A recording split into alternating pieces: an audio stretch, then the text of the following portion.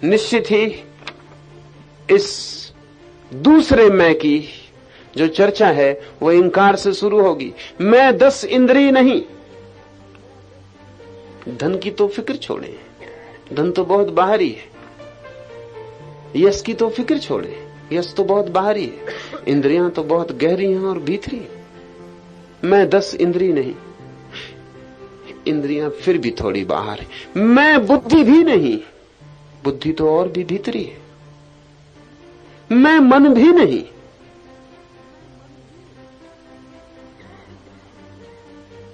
मैं कुछ ऐसा हूं जो उत्पन्न ही नहीं होता है। मैं जन्म भी नहीं। मैं जीवन भी नहीं।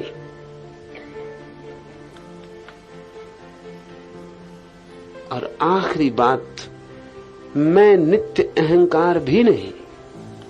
एक तो अहंकार है जो हमने अभी चर्चा की, जो नित्य नहीं है, बनता है, बिगड़ जाता है।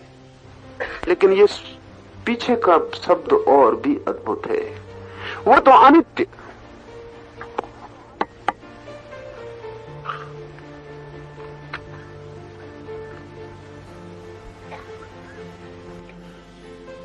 वो तो क्षणभंगुर है, मिट जाता है। लेकिन बहुत बार ऐसा होता है कि हम क्षणभंगुर अहंकार को इसलिए मिटाना चाहते हैं ताकि शाश्वत अहंकार मिल जाए।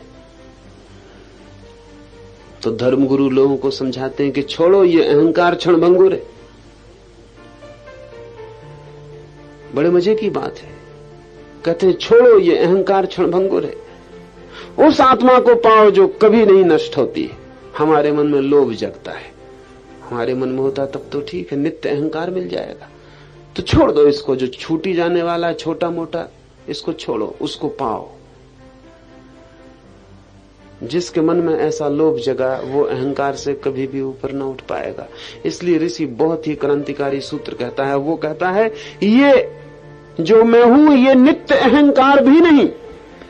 ऐसा मत समझ लेना कि ये ऐसा मैं है जो सदा रहेगा। मैं तो अनित्य ही होता है, नित्य में होता ही नहीं। मैं मिटता है, शून्य हो जाता है, फिर वहां कोई नित्य अहंकार नहीं बसता। लेकिन आम हमारा जो लोभग्रस्त मन है, अहंकार पीड़ित मन है, वो आत्मा को भी अहंकार की ही शुद्धतम स्थिति की तरह देखता है। जब हम कहते हैं आत्मा, तो उसका मतलब यही होता है कि नित्य अहंकार। ये सब छोटा मोटा अहंकार छूट जाएगा, लेकिन असली जो मेरा मैं है भीतरी, वो कभी नहीं छूटेगा। ऋषि कहता है ऐसा भीतरी कोई मैं ही नहीं है। जब तुम ऐसा जानोगे तभी तुम उस भीतरी को जान पाओगे। नित्य अहंकार भी मैं नहीं हूं। ये सूत्र ठीक बुद्ध के अनंतता के समतुल हो गया। बुद्ध कहते थे आत्मा नहीं है, अनात्मा है। जरा सोचें कि मैं 10 इंद्रियां नहीं हूं, इसका मतलब हुआ कि आपके सब अनुभव गए, कोरी मुट्ठी रह जाएगी, हाथ में कुछ बचेगा नहीं। जो प्रेम जाना है वो, जो सम्मान जाना वो, जो अपमान जाना वो, जो फूल देखे सौंदर्य जाना वो, आंख से देखा, कान से सुना संगीत वो, सुगंधें सब खो जाएंगी, स्पर्श सब खो जाएगा। आपके पास बचेगा कुछ? जब ऋषि कहता है मैं 10 इंद्रिय नहीं हूं, तो इसका अर्थ है कि 10 इंद्रियों ने जो जो संग्रहित किया वो मैं नहीं हूं। तो हम तो एकदम दीन दरिद्र हो जाएंगे। भिक्षा का पात्र ही रह जाएगा, पात्र में कुछ भी बचेगा नहीं, क्योंकि सब कुछ 10 इंद्रियों ने डाला है। जैसे कि गंगा अगर कहे कि जो जो नदियां मुझ में आकर मिली वो मैं नहीं हूं, तो जिस मुसीबत में पड़ जाएगी उसी मुसीबत में हम पड़ जाएंगे, क्योंकि गंगा है क्या और जोड़ झरनों का, नालों का, नदियों का। अगर गंगा कह दे कि जितनी नदियां मुझ में गिरी वो मैं नहीं हूं, जो भी पानी मुझ में गिरा वो मैं नहीं हूं, तो गंगा बचेगी कुछ? एक सूखा रेगिस्तान रह जाए।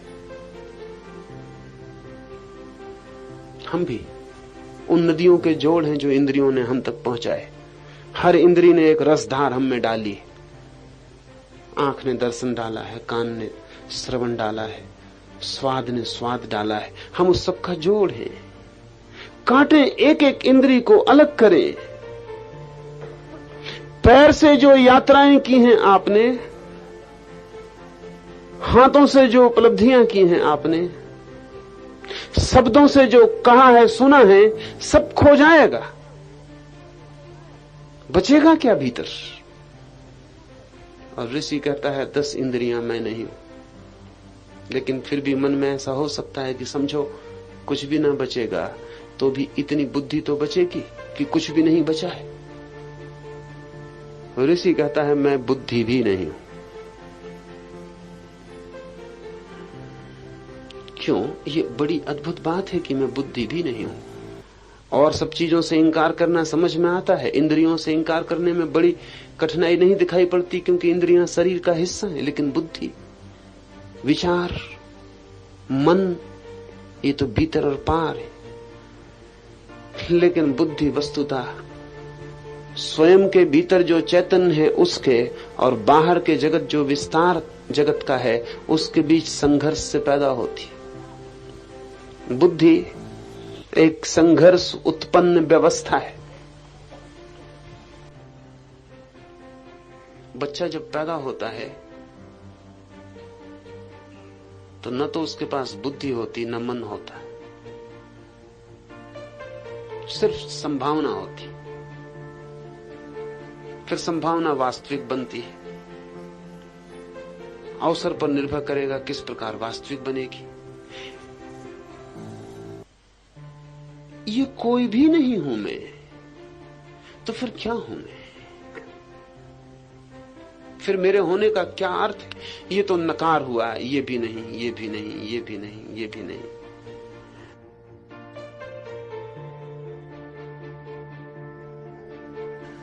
मैं तो सदैव बिना प्राण और बिना मन के शुद्ध स्वरूप हूं, बिना बुद्धि का साक्षी हूं और हमेशा चित्त स्वरूप हूं, इसमें संशय नहीं। उत्पन्न नहीं होता हूं,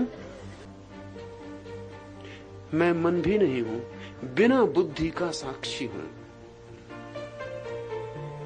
एक आदमी बुद्धिपूर्वक साक्षी हो सकता है।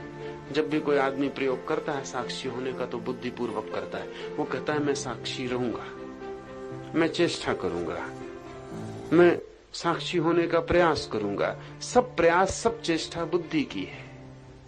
इसलिए बुद्धिपूर्वक कोई साक्षी नहीं हो पाता। बुद्धि खो जाए तब साक्षी हो पाता है। क्योंकि बुद्धि कभी भी साक्षी नहीं हो सकती। इसे ठीक से ख्याल में ले लें, क्योंकि बुद्धि बिना निर्णय किए नहीं रह सकती। और साक्षी का अर्थ है निर्णय नहीं। साक्षी का अर्थ है मैंने फूल देखा तो बस देखता ही रहा, न मेरे मन में उठा कि सुंदर है, न मेरे मन में उठा कि असुंदर है, न मेरे मन में उठा कि गुलाब है, न मेरे मन में उठा कि चंपा है, न मेरे मन में उठा कि तोड़ लूं, न मेरे मन में उठा कि छोड़ दूं।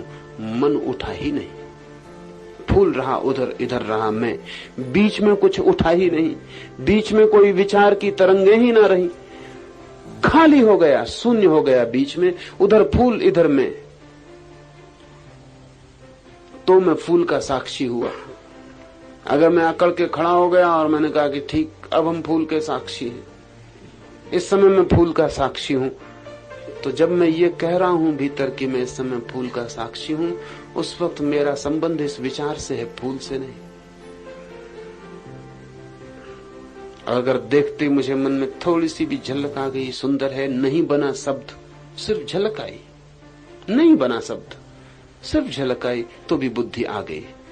क्योंकि बुद्धि बिना निर्णय के नहीं रह सकती। असल में निर्णय के लिए ही बुद्धि की व्यवस्था है। निर्णय लेना ही पड़ेगा। पक्ष विपक्ष यहां या वहां होना ही पड़ेगा। तटस्थ नहीं हो सकते आप, तटस्थ नहीं हो सकते आप बुद्धि के साथ। साक्षी हो ही तब सकते हैं जब बुद्धि कुछ भी ना करती हो। बिना बुद्धि का साक्षी हो देखता हूं, सोचता नहीं, होता हूं, दृष्टिकोण निर्मित नहीं करता। चैतन्य होता है परिपूर्ण, लेकिन चैतन्य पर कोई विचार की छाया नहीं पड़ती।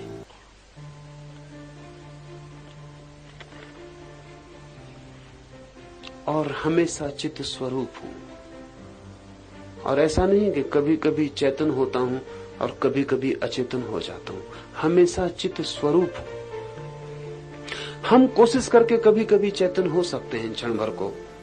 एक आदमी आपकी छाती पे छुरा रख देता है तो आप क्षण भर को चेतन हो जाते, सब निद्रा टूट जाती जन्मों जन्मों की।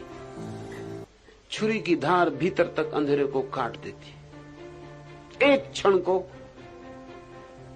पंच कोशों को छोड़कर, इंद्रियों को छोड़कर, विचार को छोड़कर, मन को छोड़कर मात्र साक्षी रह जाते एक क्षण को। इसलिए जापान में तो ज़ेन फकीरों का एक संप्रदाय है जो तलवार चलाना सिखाकर ही ध्यान सिखाते हैं। वो कहता इससे सस्ते में ध्यान हो नहीं सकता। आदमी ऐसा सुस्त और इतना निद्रित है कि जब तक तलवार की धार ही ना हो आगे, तब तक ध्यान नहीं हो सकता।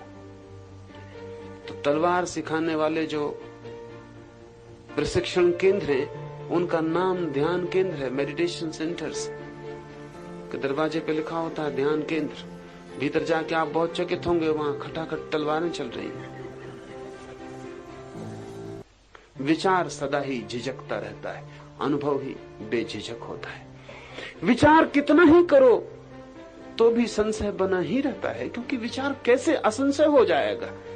कितना ही सोचो और मानो और समझो और सब तरह समझा लो अपने को कि ईश्वर है, भीतर कहीं कोई स्वर कहता ही रहेगा अभी पता कहां, अभी मिला कहां, अभी जाना नहीं। तर्क और प्रमाण सब कह दें कि है, तब भी भीतर अनुभव कहेगा अभी खाली हूं। इसलिए ऋषि कहता है इसमें जरा भी संशय नहीं है। ये अनुभव की मैं बात कहता हूं।